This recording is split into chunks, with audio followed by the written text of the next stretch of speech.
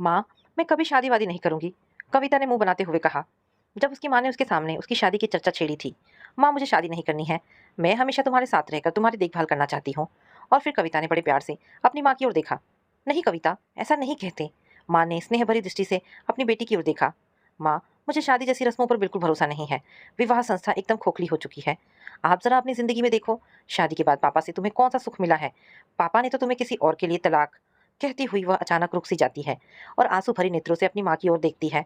तो माँ दूसरी तरफ मुंह घुमा लेती है और अपने आंसुओं को छिपाने की कोशिश करते हुए बोलती है, अरे छोड़ इन बातों को, इस वक्त ऐसी बातें नहीं करते। और फिर लड़कियां तो होती ही है पराया धन।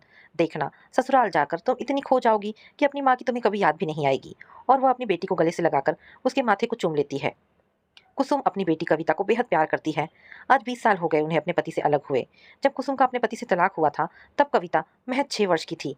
आज जब वो अपनी बेटी की शादी कर ससुराल विदा करने की बात कह रही है, तो उन्होंने अपने दर्द को अपनी बेटी के आगे जाहिर नहीं होने दिया, ताकि उनकी बेटी को कोई कष्ट ना हो। कविता आज़ाद ख्यालों की लड़की है और उसकी परवरिश भी बेहद आधुनिक परिवेश में हुई थी। उसकी माँ ने कभी किसी बात के लिए उस पर बंदिशें नहीं लगाई। कविता ने भी अपनी माँ को हमेशा ही एक स्वतंत्र और संघर्षपूर्ण जीवन बिताते देखा है। ऐसा नहीं कि उसे अपनी माँ की तकलीफ़ों का अंदाज़ा नहीं है। वह बहुत अच्छी तरह से यह बात जानती है कि चाहे कुछ भी हो, कितना भी कष्ट उन्हें झेलना पड़े, झेल लेंगी, परंतु अपनी तकलीफ़ कभी उसके समक्ष व्यक्त नहीं करेंगी। कविता का शादी से इस तरह बार-बार इनकार करने पर कुसुम बड़े ही भावुक होकर बोलती है, बेटा, तू क्यों नहीं समझती? तुझे लेकर कितने सपने संजो रखे हैं मैंने, और तुम कब तक मेरे साथ रहोगी? एक ना एक दिन तुम्हें इस घर से विदा तो होना ही है। और फिर हँसते हुए वो बोलती हैं, और तुम्हें एक अच्छा जीवन साथी मिले, इसमें मेरा भी तो स्वार्थ छुपा है। कब तक मैं तुम्हारे साथ रहूँगी? एक ना एक दिन मैं भी इस दुनिया को अलविदा तो कहने ही वाली हूँ। फिर तुम अकेली अपनी ज़िंदगी कैसे काटोगी? कहते हुए उनका गला भर्रा जाता है। नितिन एक पढ़ा-लिखा लड़का है, जो कि एक प्राइवेट कंपनी में सीनियर कंसल्टेंट के पद पर तैनात है। उसके परिवार में उसके माँ-बाप, भैया-भाभी के अलावा उसकी दादी है, जो काफ़ी उम्र-दराज़ है। कुसुम को अपनी बेटी के लिए रिश्ता बहुत पसंद आता है। उन्हें लगा कि उनकी बेटी इस भरे-पूरे परिवार में बहुत ही खुशहाल ज़िंदगी जिएगी। यहाँ पर तो सिर्फ़ उनके सिवा उसके साथ सुख-दुःख को बाँटने वाला कोई और नहीं था। वहाँ इतने बड़े परिवार में उनकी बेटी को किसी बात की कोई कमी नहीं होगी, तो उन्होंने अपनी बेटी का रिश्ता तय कर दिया। कुसुम अपनी ज़िंदगी भर की सारी जमा-पूँजी, यहाँ तक कि अपने जेवर-जेवरात, जो अब तक उन्होंने सँभाल कर रखे थे, को भी शादी का खर्चा जुटाने के लिए बेच देती है, ताकि बड़ी धूमधाम से अपनी बेटी को ससुराल के लिए विदा कर सके। बेटी के ससुराल वालों को किसी भी बात की कोई परेशानी ना हो, इस बात का पूरा-पूरा ख़्याल रखा गया था। आखिर एक ही तो बेटी थी उनकी, और उसी की खातिर तो वे वर्षों से पाई-पाई जमा कर रही थी। विदाई के वक़्त कविता की आँखों से तो आँसू थम ही नहीं रहे थे। धुंधली आँखों से उसने अपनी माँ की तरफ और उस घर की ओर देखा, जिसमें उसका बचपन बीता था। अरे! पूरा पल्लू माथे पर रखो नई बहू, ससुराल में गृह प्रवेश के वक़्त किसी ने ज़ोर से झिड़कते हुए कहा, और उसके माथे का पल्लू उसकी नाक तक खींच दिया गया। परंतु आँखें पल्लू में ढक गई, तो मैं देख कैसे पाऊँगी? उसने हल्के स्वर में कहा। तभी अचानक अपने सामने उसने हरी साड़ी में नाक तक घूंघट किए हुए अपनी जेठानी को देखा, जो बड़ों के सामने शिष्टाचार की परंपरा की रक्षा करने के लिए अपनी नाक तक घूंघट खींच रखी थी। कविता, तुम्हारी माँ ने तुम्हें कुछ सिखाया नहीं कि बड़ों के सामने घूंघट रखा जाता है? यह आवाज़ उसकी सास की थी। आप मेरी माँ की परवरिश पर सवाल ना उठाएँ। कविता की आवाज़ में थोड़ी कठोरता आ गई थी। तुम मेरी माँ से तमीज़ से बात करो। नितिन गुस्से से कविता की ओर देखते हुए चिल्ला पड़ता है। ऐसा बर्ताव देख कविता तिलमिला सी जाती है और गुस्से से नितिन की ओर देखती है। अरे! नई बहू दरवाजे पर ही कब तक खड़ी रहेगी? कोई उसे अंदर क्यों नहीं ले आता? दादी सास ने सामने के कमरे पर लगे बिस्तर पर बैठे-बैठे ही आवाज़ लगाई। दरवाजे पर जो कुछ हो रहा था, उसे सुन पाने में वे असमर्थ थी। वैसे भी उनके कानों ने उनके शरीर के बाकी अंगों के समान ही अब साथ देना छोड़ दिया था। यमराज तो कई बार आकर दरवाजे से लौट गए थे, क्योंकि उन्होंने अपने छोटे पोते की शादी जो देखनी थी, अपनी लंबी उम्र और घर की उन्नति के लिए कई बार काशी के बड़े-बड़े पंडितों को बुलाकर बड़े से बड़े कर्मकांड, पूजा अर्चना करवा चुकी हैं, ताकि चित्रगुप्त का लिखा बदलवाया जा सके। उन्हीं पंडितों में से किसी ने कभी यह भविष्यवाणी कर दी थी कि उनके छोटे पोते की शादी के बाद उनकी मृत्यु का होना लगभग तय है, और उसे टालने का एकमात्र उपाय यह है कि जिस लड़की की नाक पर तिल हो, उसी लड़की से छोटे पोते की शादी कराई जाए। अतः कविता की नाक पर तिल का होना ही उसे उस घर की पुत्रवधू बनने का सर्टिफिकेट दादी जी द्वारा दे दिया गया था। और अब उन्हें बेचैनी इस बात से हो रही थी कि पंडित जी द्वारा बताए गए मुहूर्त के भीतर ही नई बहू का गृह प्रवेश होना चाहिए, वरना कहीं कुछ अनिष्ट ना हो जाए। लेकिन घूंघट के ना होने पर उखड़े उस विवाद ने अब तूल पकड़ना शुरू कर दिया था। आप मुझसे ऐसी बात कैसे कर सकते हैं? कविता गुस्से से चिल्लाते हुए बोलती है। तुम्हें तुम्हारे पति से कैसे बात करनी चाहिए? क्या तुम्हारी माँ ने तुम्हें यह भी नहीं सिखाया? घूंघट के अंदर से ही कविता की जेठानी ने आग में घी डालते हुए कहा। अरे! इसे तो अपने पति से भी बात करने की तमीज़ नहीं है। कविता की सास ने बेहद ही गुस्से में कहा। पहले भी कहा और अब भी कह रही हूँ, आप मुझे तमीज़ मत सिखाइए। कविता के स्वर भी ऊँचे हो उठे थे। पहले आप अपने बेटे को अपनी पत्नी से बात करने का सलीका सिखाइए। कविता! नितिन गुस्से में चीख पड़ता है। चिल्लाइए मत, चिल्लाना मुझे भी आता है। कविता ने भी ठीक उसी अंदाज़ में चिल्लाते हुए कहा था। इसमें तो संस्कार नाम की कोई चीज ही नहीं है। पति से जबान लड़ाती है, सास ने फटकार लगाते हुए कहा। आप लोगों के संस्कार का क्या, नई बहू से कोई इस तरह से बात करता है? कविता ने भी जोर से चिल्लाते हुए कहा। तुम सीमा लांघ रही हो, नितिन फिर चिल्लाता है। और आप लोग भी मुझे मेरी हद ना सिखाएं, कविता। और नितिन का कविता पर हाथ उठ जाता है। कविता गुस्से से तिलमिला उठती है, साथ में उसकी आंखों में आंसुओं की धारा बहने लगती है और आंसुओं के साथ साथ विद्रोह भी उमड़ा पड़ता है। अचानक उसके पैर डगमगा जाते हैं और नीचे रखे तांबे के कलश से उसके पैर जा टकराते हैं और वह कलश उछाल खाता हुआ सीधा दादी सास के सिर से जा टकराता है और दादी सास इस अप्रत्याशित चोट से चेतना शून्य होकर बिस्तर पर ही एक और लुढ़क जाती है। सभी तरफ कोहराम मच जाता है। लोग चर्चा करते हुए कहते हैं, देखो तो जरा नई बहू के लक्षण, कैसे तेवर हैं इसके। गुस्से में दादी सास को ही कलश चलाकर दे मारी। अरे हाय हाय, अब तो ऊपर वाला ही रक्षा करे। कविता ने नजर उठाकर देखा तो सामने के कमरे में बिस्तर पर दादी सास लुढ़की हुई थी। उनका सिर एक तरफ को झुका हुआ था और गले से तुलसी की माला नीचे लटकी हुई जमीन को छू रही थी। यह दृश्य देखकर कविता की सांसें मानो क्षण भर के लिए जैसे रुक सी गई। अरे हाय, ये क्या कर दिया तुमने? कविता की जेठानी अपने सिर के पल्लू को पीछे की ओर फेंकती हुई बेतहाशा दादी सास की ओर दौड़ पड़ती है। कविता को भी तभी अपनी जेठानी का चेहरा दिखा। उसके होठों पर ब्राउन गहरे रंग की लिपस्टिक लगी हुई थी और साड़ी की मैचिंग की ही उसने बिंदी अपने बड़े से माथे पर लगा रखी थी। आंखों पर नीले रंग के आई शेडो भी लगा रखे थे और गले में भारी सा लटकता हुआ हार पहन रखा था। उनका यह बनाव श्रृंगार उनके अति श्रृंगार प्रिय होने का प्रमाण पेश कर रहा था। कविता भी दादी सास की स्थिति देखकर घबरा जाती है और आगे बढ़कर उन्हें संभालने की कोशिश में अपने पैर आगे बढ़ा पाती उससे पहले ही नितिन उसका हाथ जोर से पकड़कर खींचते हुए उसे पीछे की ओर ढकेल देता है। वो पीछे की दीवार पर अपने हाथ से टेक बनाते हुए खुद को गिरने से बचा लेती है। कोई जरूरत नहीं है तुम्हें उनके पास जाने की, जहां हो वहीं खड़ी रहो। नितिन ने यह बात बड़ी ही बेरुखी से कही थी। अपने पति के इस व्यवहार से कविता का मन दुखी होता है। वह उसी तरह दीवार के सहारे खुद को टिकाए खड़ी रह जाती है।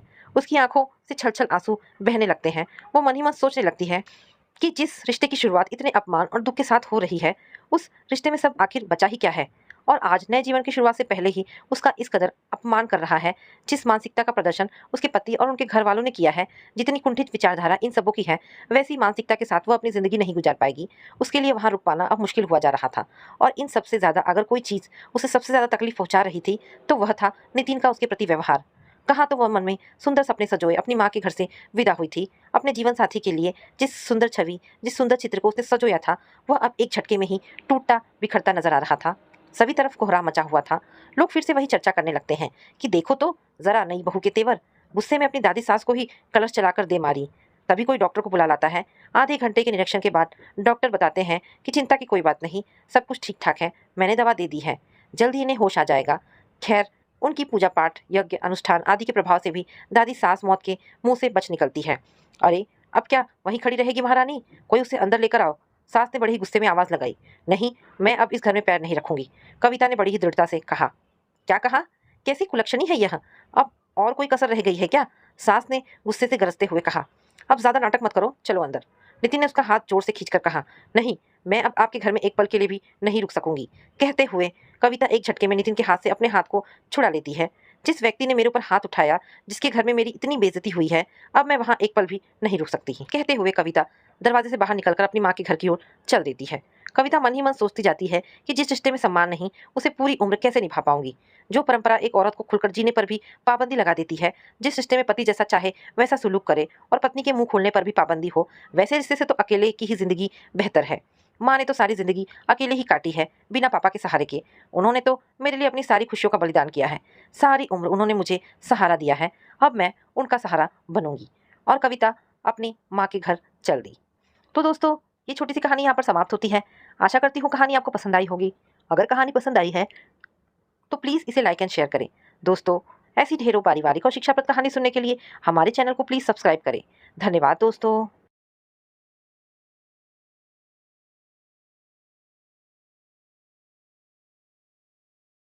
शरद ऋतु की गुनगुनी धूप और रंग बिरंगे फूलों की खुशबू ने पूरे वातावरण को अपने खुशनुमा आगोश में भर रखा था। आज बरसों बाद फिर से एक बार अनु को ऐसी खुशी के आनंद की अनुभूति हो रही थी जिसकी उसे बेसब्री से प्रतीक्षा थी। मन अनगिनत सपनों की दुनिया में विचर रहा था। बहुरानी, चाय लाऊं तुम्हारे लिए? रामू काका की आवाज से अनु की तंद्रा टूटी। चाय? ठीक है काका, ले आओ, और हाँ सुनो, अपने लिए भी लेते आना, अनु ने मुस्कुराते हुए कहा। रामू काका ने मुस्कुराते हुए सिर हिलाकर जवाब दिया और रसोई घर की तरफ चले गए। काका, चाय वाकई बहुत अच्छी बनी है। ऐसी तो हमेशा ही बनती है बहुरानी, पर तुम्हें शायद आज ज्यादा अच्छी लगी। इतना कहते हुए रामू काका खुरपी लेकर बागवानी करने बैठ गए। ध्यान से काका, कहीं तुम्हारी खुरपी से कोई कली आहत ना हो जाए। अरे नहीं बहू रानी, यह तो हम बरसों से करते आ रहे हैं, और ये फूल पत्तियां भी है ना, हमारे हाथों के स्पर्श को भली भांति पहचानते हैं। अगर ये हमारी गलती से मुरझा भी जाए ना, तो हमें इनमें प्राण फूंकना भी आता है। बहू रानी, रामू काका ने विश्वास भरे नेत्रों से अनु की ओर देखते हुए कहा, काश कि मेरी भी इन हाथों में प्राण फूंकने की क्षमता होती, तो आज मेरी जीवन बगिया भी खुशियों से लहलहा रही होती, जो कि बिना किसी कसूर के समय के हाथों मजबूर हमेशा के लिए मिटा दिए गए। मन ही मन अनु बुदबुदा रही थी, क्या हुआ बहू रानी, कहाँ खो गई, और तुम्हारी आंखें डबडबा क्यों गई? कुछ नहीं काका, अनु ने अपने आंखों की कोर पर ठहरे हुए आंसुओं को पोंछते हुए कहा। तभी घर की डोरबेल बजी। कितनी देर लगा दी बहू गेट खोलने में। मंदिर से आई सासू माँ ने घर में प्रवेश करते हुए कहा, अच्छा जल्दी से एक कप चाय बना दो, तब तक घर की आरती करके आती हूँ। जी ठीक है माँ जी, और हाँ चाय बनाकर तुम तैयार हो जाना, डॉक्टर से मिलने जाना है। डॉक्टर? डॉक्टर से मिलकर क्या होगा माँ जी, मेरी किस्मत में संतान का सुख विधाता ने लिखा ही नहीं, निराशा भरे शब्दों में अनु ने कहा। ऐसा कहकर शायद किसी अनहोनी के भय से अनु क्लिनिक पर जाने की बात को टालना चाहती थी। अरे नहीं, ऐसा नहीं कहते बहू, भरोसा रखो ईश्वर पर। ईश्वर, काश कि ये भरोसा आपको भी होता माँ जी। अनु मन ही मन बड़बड़ाई। थोड़ी ही देर में दोनों क्लिनिक पहुंची। हे प्रभु, इस बार तो अच्छी खुशखबरी सुना दो, सासू माँ मन ही मन प्रार्थना कर रही थी। चलिए माँ जी, रिपोर्ट मिल गई। हाँ हाँ चलो, माँ ने गाड़ी में बैठते ही कौतूहलवश जानना चाहा, क्या कहा डॉक्टर ने? अनु बिना किसी प्रतिक्रिया के कार की खिड़की पर अपना सिर टिकाए बाहर की ओर शून्य भाव से देखे जा रही थी। क्या कहा डॉक्टर साहिबा ने, बताती क्यों नहीं, या फिर इस बार भी? आपकी प्रतीक्षा पूरी हुई माँ जी, सच। यह सुनते ही सासू माँ की खुशी का ठिकाना ना रहा। दोनों हाथों को ऊपर की ओर कृतज्ञ भाव से उठाते हुए कहा, लाख लाख शुक्र है तेरा परवतदिगार, आखिरकार तूने मेरी फरियाद सुन ही ली। पर अनु इस खुशी से अनभिज्ञ खिड़की से बाहर शून्य में नजरें गड़ाए हुए जैसे कि किसी प्रश्न का उत्तर ढूंढ रही थी। अतीत की निर्मम यादों ने उसे फिर से घेर लिया था। किससे अपने मन की व्यथा कहती सिवाय ईश्वर के? क्यों इतना सब कुछ मेरे साथ हो गया और मैं बेबस, लाचार, खामोश सब कुछ सहती रही? ईश्वर ने भी उसकी क्यों नहीं सुनी? कितनी ही फरियाद की, गुहार लगाई, मेरी शक्ति को मुझसे छीनकर छिन्न भिन्न कर दिया गया, और मैं अपनी आंखों के सामने अपना सब कुछ लुटता हुआ देखती रही। मेरी ना सही, कम से कम उनकी ही सुन लेते प्रभु जी। प्रभु, जो हमारे नाम की घंटी बजाते और आरती करते हैं, तो आज उन मासूमों से विलग होने का दुख तो नहीं होता। आज समाज कहाँ से कहाँ तरक्की की ओर अग्रसर हो रहा है प्रभु, पर तुम्हारे इस धरती पर अभी भी ना जाने कितने ही ऐसे कुंठित मानसिकता वाले इंसान हैं, जो बेटा और बेटी के फर्क को लेकर नकारात्मक सोच लिए बैठे हैं।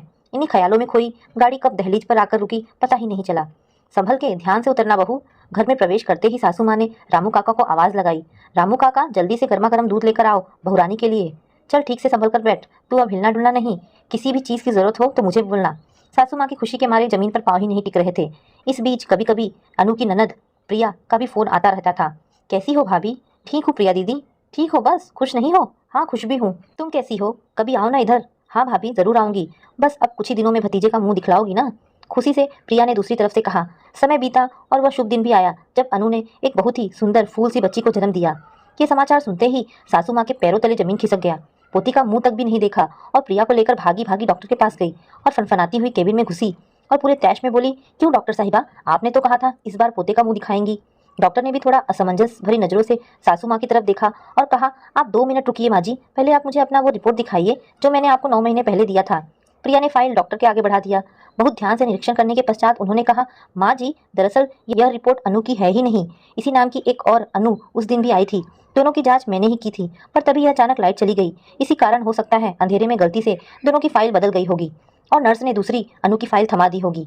क्या? अब तो सासू माँ को कुछ समझ ही नहीं आ रहा था कि क्या करे। धड़ाम से सोफे पर बैठ गई और लगी अपने नसीब को कोसने।